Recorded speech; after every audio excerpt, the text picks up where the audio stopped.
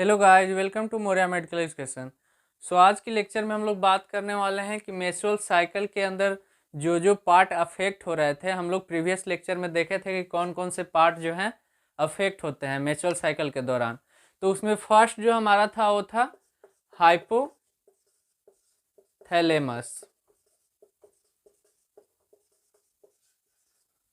और second one जो था वो था पिट्यूटरी ग्लैंड। इसके बाद नेक्स्ट जो हमारा था वो है ओवरी, एंड लास्ट वन था हमारा यूटेरस। तो ये जो चार पार्ट हैं जो कि अफेक्ट हो रहे थे हार्मोनल साइकिल के अंदर। तो अब हम लोग बात करेंगे कि हाइपोथैलेमस है, जैसे पिट्यूटरी ग्लैंड है, तो इसके अंदर क्या क्या चेंजेज आ रहे हैं, कहाँ पे एक्ट करती है, कौन सा हार्मोन को रिलीज करती है, किस तरीके से वर्क करती है, इन सब चीज़ों के बारे में हम लोग अब डिटेल में एक एक करके स्टडी करेंगे। तो चलिए अब एक एक करके स्टडी हम लोग करते हैं।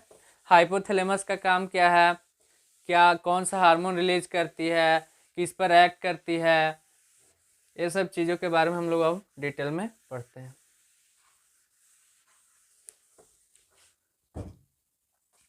फर्स्ट है हमारा हाइपोथैलेमस।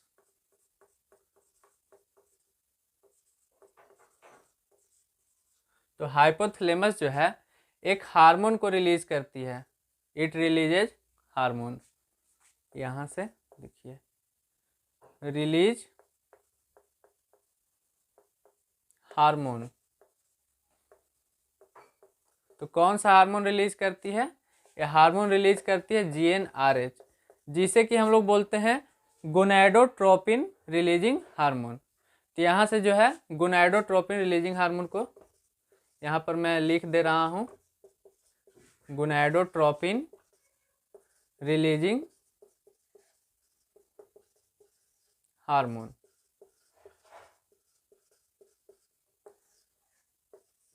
अब बात करते हैं कि GnRH जो है वो एक्ट किस पे करती है। तो ये पिट्यूटरी ग्लैंड पे एक्ट करती है, एक्ट ऑन पिट्यूटरी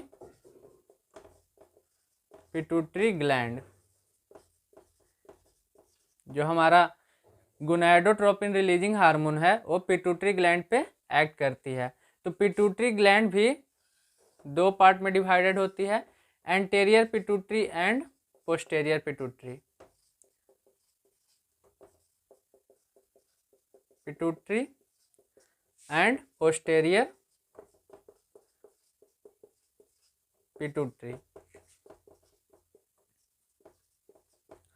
तो जो हमारा GnRH है वो हमारे एंटेरियर पिट्यूटरी पे एक्ट करती है। एंटेरियर पिट्यूटरी का एक और नाम है, आप लोग याद रखिएगा, एग्जाम के पॉइंट ऑफ व्यू से काफ़ी इंपॉर्टेंट होती है दोस्तों, जो भी कम्पिटिटिव एग्जाम है, एडिनोहाइपोफाइसिस।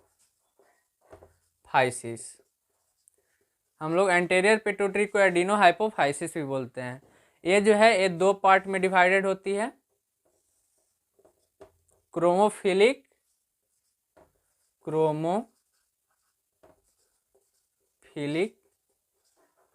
सेल एंड क्रोमोफोबिक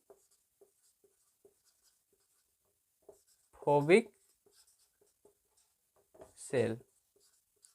तो यहाँ तक आप लोग समझ चुके होंगे। इसमें हम लोग बात करते हैं, जैसे हाइपोथैलेमस जो है एक हार्मोन रिलीज करती है, गोनैडोट्रोपिन रिलीजिंग हार्मोन, जो कि एक्ट कहाँ करती है, तो पिट्यूटरी ग्लैंड के अंदर एंटेरियर पिट्यूटरी पे एक्ट करती है, जिसे हम लोग एडिनोहाइपोफाइसिस बोलते हैं। अब एडिनोहाइपोफाइसिस जो है वो दो सेल में डिवाइड होती है, chromophilic cell and chromophobic cell. अब हम लोग बात करते हैं क्रोमोफोबिक सेल जो है ये आगे जा कर के ये भी दो पार्ट में डिवाइड हो जाती है। तो ये क्रोमोफोबिक सेल जो है ये दो पार्ट में डिवाइड होती है, एसिडोफिलिक सेल एंड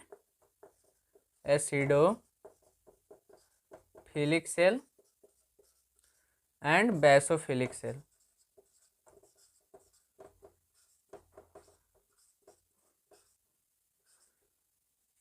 जो हमारा एंटेरियर पिट्यूटरी से यहाँ से एडिनोहाइपोफाइसिस जो है दो सेल डिवाइड करती है दो पार्ट में, chromophilic cell and chromophobic cell. And again जो हमारा अब काम होता है यहाँ से वो क्रोमोफोबिक सेल की काम होती है। क्रोमोफोबिक सेल जो है acidophilic cell and basophilic cell को जनरेट करती है। अब यहाँ से हम लोग बात करते हैं कि आखिर एसिडोफिलिक सेल और बेसोफिलिक सेल का काम क्या है। तो एसिडोफिलिक सेल जो है ये सोमैटोट्रॉप और लैक्टोट्रॉप को जनरेट करती है। तो सोमैटोट्रॉप और लैक्टोट्रॉप का काम क्या है उसका हम लोग बात करते हैं। तो सोमैटोट्रॉप जो है एक ग्रोथ हार्मोन रिलीज करने में हेल्प करती है, ग्रोथ हार्मोन रिलीज। और लैक्टोट्रॉप जो है प्रोलैक्टिन का फॉर्मेशन करती है, प्रोलैक्टिन फॉर्मेशन। तो यहाँ तक आप लोग समझ पा रहे होंगे कि जो हमारा एसिडोफिलिक सेल है वो सोमैटोट्रॉप और लैक्टोट्रॉप में अगेन डिवाइड होती है। और सोमैटोट्रॉप का काम क्या होता है, तो ग्रोथ हार्मोन को रिलीज करती है, और लैक्टोट्रॉप जो है प्रोलैक्टिन का फॉर्मेशन करती है। अब बेसोफिलिक सेल की बात करें तो ये भी आगे जा करके डिवाइड हुई है, इसको हम लोग आगे आपको ऊपर में बताते हैं दोस्तों। तो बेसोफिलिक सेल जो है इसके अंदर आता है हमारा गोनैडोट्रॉप्स। तो गोनैडोट्रॉप्स का काम क्या होता है ये आप लोग को बता देता हूँ। गोनैडोट्रॉप्स जो है ये दो हार्मोन को रिलीज करती है, एफएसएच एंड एलएच। तो एफएसएच का मतलब होता है कि follicle stimulating hormone, and LH का जो मतलब होता है वो है ल्यूटिनाइजिंग हार्मोन। अब हम लोग आगे बात करते हैं गोनैडोट्रॉप्स, एंड सेकेंड वन हमारा जो है वो है कॉर्टिकोट्रॉप्स। तो कॉर्टिकोट्रॉप्स जो है ये रिलीज करती है एक हार्मोन जिसे हम लोग बोलते हैं ACTH। तो ACTH जो है एडिनोकॉर्टिकोट्रोपिक हार्मोन। तो गोनैडोट्रॉप्स जो है FSH और LH को रिलीज करती है, वहीं कॉर्टिकोट्रॉप्स जो है एडिनोकॉर्टिकोट्रोपिक हार्मोन को रिलीज करती है। एंड नेक्स्ट हमारा जो है इसमें यह है एक है थायरोट्रॉप्स। तो थायरोट्रॉप्स जो है ये TSH थायरॉयड स्टिमुलेटिंग हार्मोन को रिलीज करती है। तो ये जो साइकिल है ये पूरा जो है हाइपोथैलेमस जो है काम करती है। किस तरीके से काम करती है, तो हाइपोथैलेमस सबसे पहले रिलीज करेगी हार्मोन जिसका कि नेम है गोनैडोट्रोपिन रिलीजिंग हार्मोन। तो गोनैडोट्रोपिन रिलीजिंग हार्मोन जो है एक्ट करती है पिट्यूटरी ग्लैंड के अंदर। तो पिट्यूटरी ग्लैंड के अंदर किस पर एक्ट करती है, तो एंटीरियर पिट्यूटरी पे, जिसका कि दूसरा नाम होता है एडिनोहाइपोफाइसिस। एडिनोहाइपोफाइसिस जो है अगेन दो सेल में डिवाइड होती है, chromophilic cell and chromophobic cell. तो क्रोमोफोबिक सेल का आगे का काम होता है acidophilic cell and basophilic cell में ये डिवाइड होती है दो पार्ट में। तो एसिडोफिलिक सेल का जो है आगे दो पार्ट में डिवाइड होता है, सोमैटोट्रॉप एंड लैक्टोट्रॉप। तो सोमैटोट्रॉप जो है ग्रोथ हार्मोन को रिलीज करने में हेल्प करती है, और लैक्टोट्रॉप जो है प्रोलैक्टिन का फॉर्मेशन करती है। और जो हमारा बेसोफिलिक सेल है, बेसोफिलिक सेल जो है गोनैडोट्रॉप्स को रिलीज करती है, एंड कॉर्टिकोट्रॉपिक्स को रिलीज करती है, एंड थायरोट्रॉप्स को। तो गोनैडोट्रॉप्स जो है वो FSH और LH हार्मोन को रिलीज करती है, मतलब follicle stimulating hormone and luteinizing hormone को रिलीज करती है। और कॉर्टिकोट्रॉप्स जो है एडिनोकॉर्टिकोट्रोपिक हार्मोन का रिलीज करती है, और थायरोट्रॉप्स जो है थायरॉयड स्टिमुलेटिंग हार्मोन को रिलीज करती है। तो यहाँ तक आप लोग समझ गए होंगे। अब हम लोग आगे बात करेंगे कि जो हार्मोन जो है रिलीज हो रही है वो किस तरीके से एक्ट कर रही है और किस पर एक्ट कर रही है और इसका काम क्या है, इसको हम लोग आगे डिस्कस करते हैं। तो यहाँ तक आशा करता हूँ कि समझ में आ गया होगा। आप लोग इसको अगर लिखना चाहते हैं तो लिख सकते हैं। अब हम लोग आगे बात करते हैं। ये पूरा कहानी जो है आ गया इसमें, किस तरीके से जो है एक्ट करती है, कहाँ पर एक्ट करती है, कौन सा हार्मोन को रिलीज करती है। अब जो भी हार्मोन आए हैं उसका फंक्शन क्या है इसका हम लोग बात करेंगे। तो सबसे पहले जो है गोनैडोट्रॉप्स जो है FSH और LH को रिलीज की थी। तो अब हम लोग बात करेंगे कि what is the function of FSH and LH, किस तरीके से FSH और LH जो है ओवरी पर वर्क करती है। तो how FSH and LH work on ovary. किस तरीके से FSH और LH जो है ओवरी पर वर्क करती है, तो इसमें हम लोग बात करते हैं। सबसे पहले इसको जानने से पहले हम लोग देख लेते हैं कि ओवरी होता क्या है, ओवरी के अंदर कौन कौन सा पार्ट होते हैं, तभी ये आप लोग समझ पाइएगा। तो मान लीजिए ये ओवरी है, तो ओवरी की जो आउटर लेयर होती है उसे हम लोग, ये हमारा आउटर लेयर है जिसे हम लोग क्या बोलते हैं, कॉर्टेक्स। आप लोग नेम जानते भी होंगे, ये जो है कॉर्टेक्स। और ये जो अंदर की जो पार्ट है इसे हम लोग बोलते हैं मेडुला।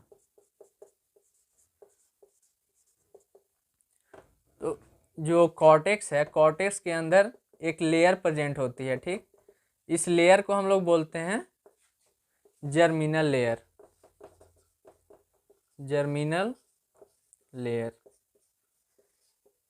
और इसके अंदर जो है सप्लाई होता है बहुत सारा, नर्व सप्लाई और लिम्फेटिक सप्लाई। तो यहाँ पर वो भी हम लिखते रहे, नर्व एंड लिम्फेटिक सप्लाई। तो यहाँ तक क्लियर हो गया होगा कि ओवरी का स्ट्रक्चर जो है ऐसा होता है। ओवरी के अंदर जो है एक आउटर लेयर होती है, एक इनर लेयर होती है। यहाँ पर हम लिख दे रहे हैं ये इनर लेयर। आउटर लेयर को हम लोग कॉर्टेक्स बोलते हैं, और कॉर्टेक्स को ही हम लोग, ये बहुत ही इंपॉर्टेंट है दोस्तों, exam of point of view से याद रखिएगा, functional part of the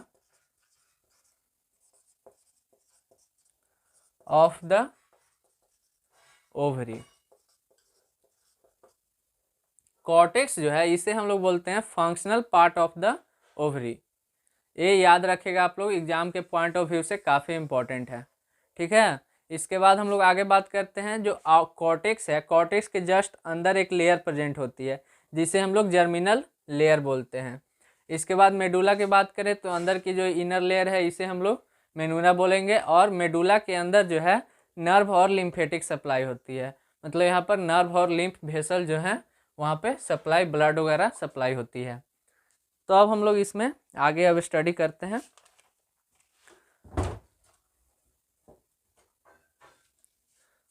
ovary का स्ट्रक्चर ये है, आप लोग को क्लियर हो गया होगा। ओवरी के अंदर कौन कौन से पार्ट होते हैं, क्या क्या काम होता है इसमें, ये सब चीज़, इसको आगे हम लोग और डिटेल में भी पढ़ेंगे।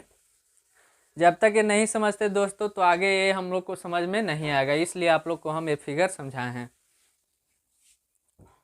अब हम लोग बात करते हैं कि किस तरीके से FSH और LH जो है ओवरी पे वर्क करती है। तो जो हमारा FSH है, FSH एक्ट करता है जर्मिनल लेयर पे, germinal layer, act on germinal layer. तो जर्मिनल लेयर अभी आप लोग को हम बताएं कि ये हमारा जो ओवरी था, ओवरी के अंदर जो लेयर प्रेजेंट थी इसे हम लोग जर्मिनल लेयर बोल रहे थे। तो जर्मिनल लेयर पे एक्ट करती है। तो जर्मिनल लेयर के अंदर क्या होगा, तो जो हमारे ये जो है it generate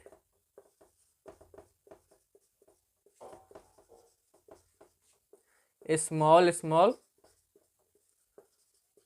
follicle. Germinal layer जो है छोटे छोटे फॉलिकल को जनरेट करेगी, जिससे हम लोग इमेच्योर ओवेरियन फॉलिकल बोलते हैं, ओवेरियन फॉलिकल। तो यहाँ तक आप लोग समझ पा रहे होंगे कि जो जर्मिनल लेयर है वो छोटे छोटे फॉलिकल को जनरेट करती है, जिसे कि हम लोग बोलते हैं इमेच्योर ओवेरियन फॉलिकल। तो कंटिन्यूअसली क्या होता है, स्लोली स्लोली ये सब करवा कौन रहा है, FSH। सारा काम जो हो रहा है वो FSH के कारण ही हो रहा है। Slowly slowly increase the size of follicle, धीरे धीरे जो है जो छोटे छोटे फॉलिकल जनरेट हो रहे थे उनका धीरे धीरे साइज भी इंक्रीज होगा फॉलिकल का। तो साइज इंक्रीज होने के कारण क्या होगा, कंटिन्यूसली साइज इंक्रीज होने के कारण जो भी इमेच्योर फॉलिकल हैं convert into mature ovarian follicle. तो क्या होगा कि जैसे ही एफएसएच हमारा जो है जर्मिनल लेयर पे एक्ट करेगी, तो जर्मिनल लेयर पे एक्ट करने के बाद धीरे धीरे छोटे छोटे फॉलिकल्स को जनरेट करेगी। फॉलिकल्स जनरेट करेगी तो धीरे धीरे फॉलिकल्स का साइज बड़ा होने लगेगा। फॉलिकल्स का साइज जैसे जैसे बड़ा होगा, तो बड़ा होने के बाद क्या होगा, जो इमेच्योर फॉलिकल है वो धीरे धीरे मैच्योर होने लगेगा, मैच्योर ओवेरियन फॉलिकल में कन्वर्ट होने लगेगा। तो इसमें हम लोग आगे बात करते हैं कि इन द ड्यूरेशन ऑफ, एक चीज़ यहाँ पे काफ़ी इंपॉर्टेंट है दोस्तों, यहाँ पे याद रखिएगा, in the duration of 5 to 14 days. हम लोग जानते हैं कि जो ओवुलेशन होता है 14वां दिन होता है 14 डेज पे। तो इस समय क्या होगा कि जो एफएसएच का लेवल है 5th डे ज़्यादा होगा।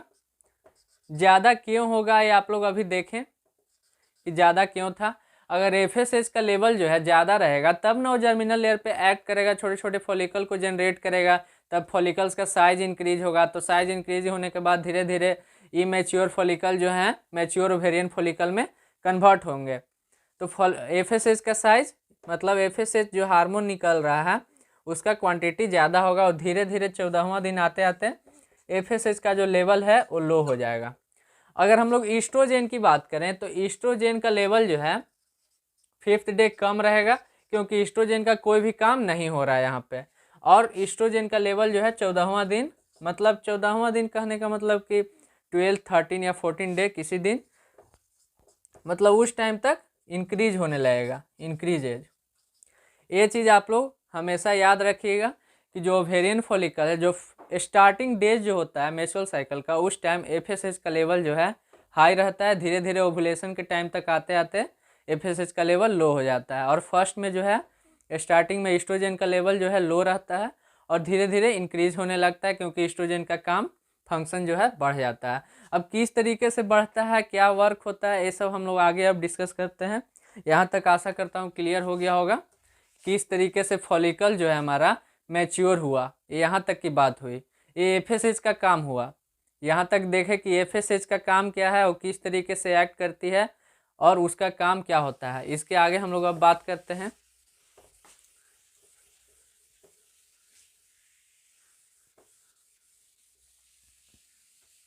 एफएसएच का काम है यहीं तक था, अब एफएसएच का लेवल धीरे धीरे लो होने लगेगा। अब यहाँ पर हम लोग बात करेंगे कि how we done ovulation step. Ovulation का जो स्टेप है या प्रोसेस है उसको हम लोग कैसे पूरा करेंगे। तो इस कंडीशन में क्या होगा कि जो एट 12th डे क्या होता है, ईस्ट्रोजन लेवल जो है पीक पर होती है।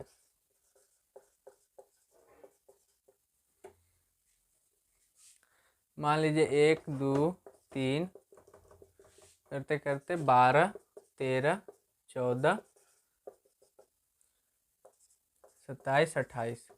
तो इस कंडीशन में क्या होता है कि फर्स्ट में एफएसएच का लेवल ज़्यादा था तो फॉलिकल्स मैच्योर हो गए हैं। तो 12th डे क्या होता है, ईस्ट्रोजन का लेवल पीक पर पहुंच जाता है।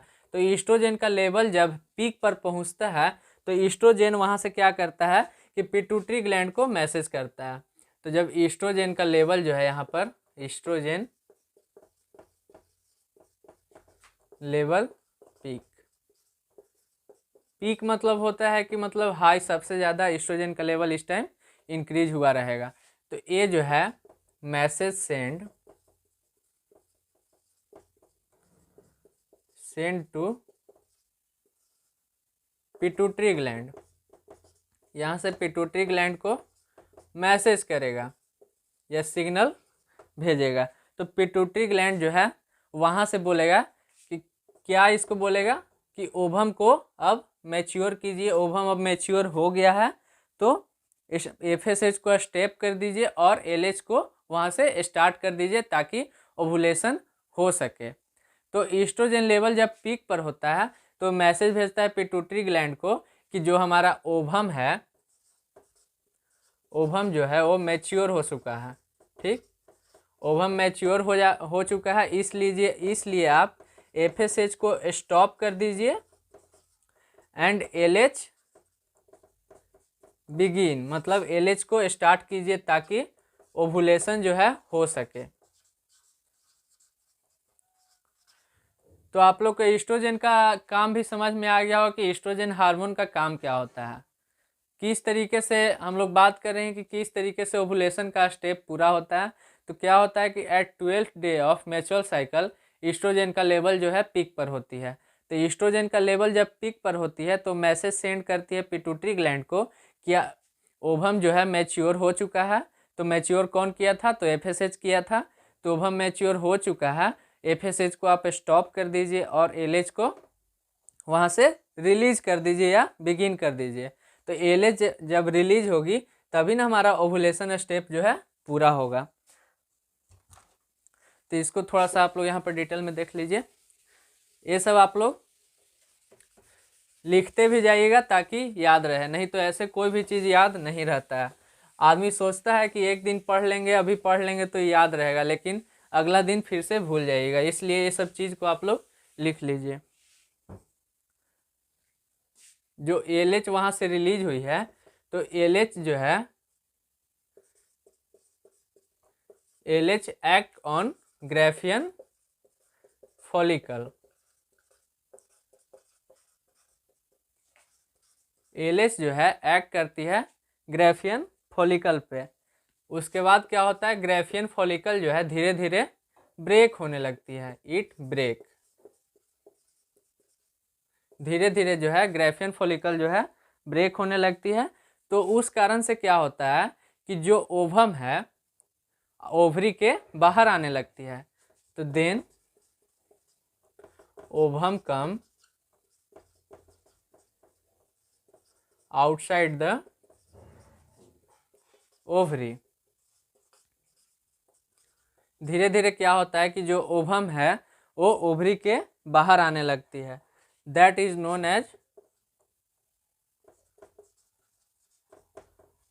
As ovulation.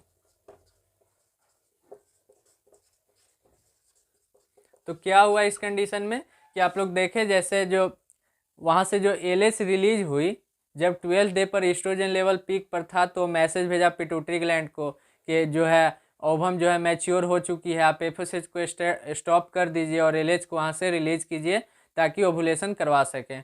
तो एलएच किस तरीके से ओवुलेशन करेगा उसको हम लोग यहाँ पे देखें। एलएच जो है ल्यूटिनाइजिंग हार्मोन जो है ग्राफियन फॉलिकल पे एक्ट की, तो ग्राफियन फॉलिकल धीरे धीरे ब्रेक डाउन होने लगा। तो वहाँ से जो ओवम है वो ओवरी के बाहर आने लगा। तो जो ओवम जो है ओवरी के बाहर आ रही है उसी को हम लोग बोलते हैं ओवुलेशन।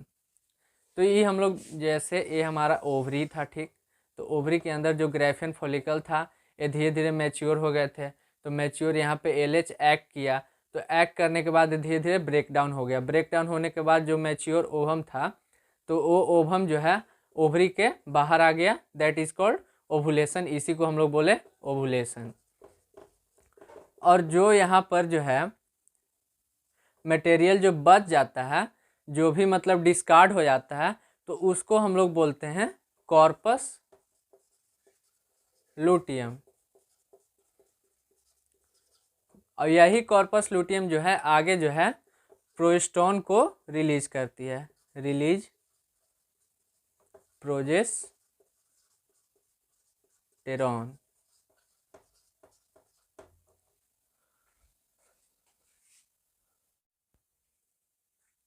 तो यहाँ तक आप लोगों का क्लियर हो गया होगा। जो भी ब्रेक डाउन होने के बाद जो बच जाता है स्ट्रक्चर उसको हम लोग कॉर्पस लुटियम बोलते हैं, जो कि प्रोजेस्टेरोन का रिलीज करती है। यहाँ पर एक चीज़ और हम बताना चाहेंगे कि जो ईस्ट्रोजेन लेवल जो पीक पर आ रही थी, तो ये चीज़ आप लोग को अभी भी कन्फ्यूजन होगा कि ईस्ट्रोजेन आखिर जो है आया कहाँ से। तो एक चीज़ हम बता देते हैं कि जैसे जो हमारा ओवेरियन फॉलिकल जब मैच्योर हुआ था, यहाँ पर देखिए आप लोग,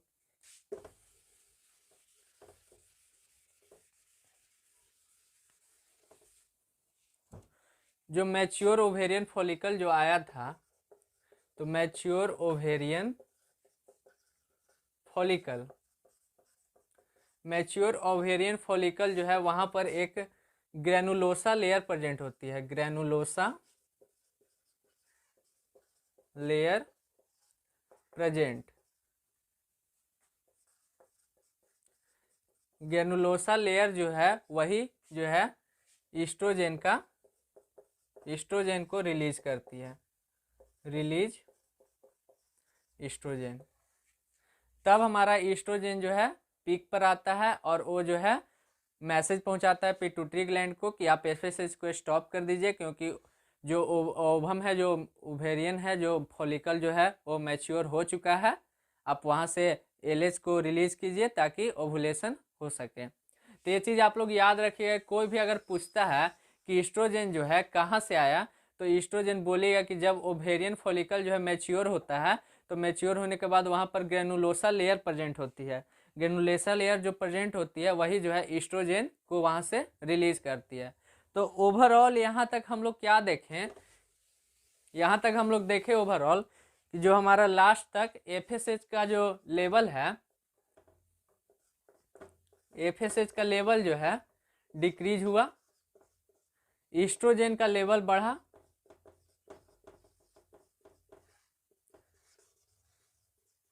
और प्रोजेस्टेरोन का लेवल यहाँ से सिक्रीशन स्टार्ट हुआ, प्रोजेस्टेरोन का लेवल भी हाई रहेगा। यहाँ तक 3 काम यहाँ तक आप लोग देखें। कोई भी पूछेगा कि जो ओवुलेशन प्रोसेस होता है, तो ओवुलेशन प्रोसेस होने के लास्ट में कौन सा हार्मोन जो है ज़्यादा रहता है, कम रहता है, ये सब चीज़ आप लोग से पूछा जाएगा, तो आप लोग बताइएगा। प्लस में ओवम का साइज जो है इंक्रीज है, ओवम का साइज भी तो इंक्रीज हो रहा है। एफएसएच का लेवल कम होगा, ईस्ट्रोजन का लेवल ज़्यादा होगा, प्रोजेस्टेरोन का भी लेवल बढ़ेगा, प्लस में ओवम का साइज जो है कम हो जाएगा। ये ओवरऑल ओवुलेशन का बाद का हार्मोन जो है इतना इतना प्रेजेंट होगा। अब हम लोग नेक्स्ट क्लास में बात करेंगे कि किस तरीके से जो हार्मोन है वो हमारे पेल्विक कैविटी पे वर्क करता है, जो भी फीमेल पेल्विक कैविटी है किस तरीके से वर्क करता है। प्लस में आगे हम लोग बात करेंगे फेजेज ऑफ मेंस्ट्रुअल साइकिल, जो फेज है 1 to 28 दिन का, तो उसमें क्या क्या चेंजिंग आता है, किस तरीके से फंक्शन होता है, वो सारा चीज़ हम लोग अब डिटेल में नेक्स्ट क्लास में पढ़ेंगे। अगर क्लास अच्छा लगा हो तो इसको शेयर कीजिए दोस्तों। Thank you. Subscribe and share the channel and like also।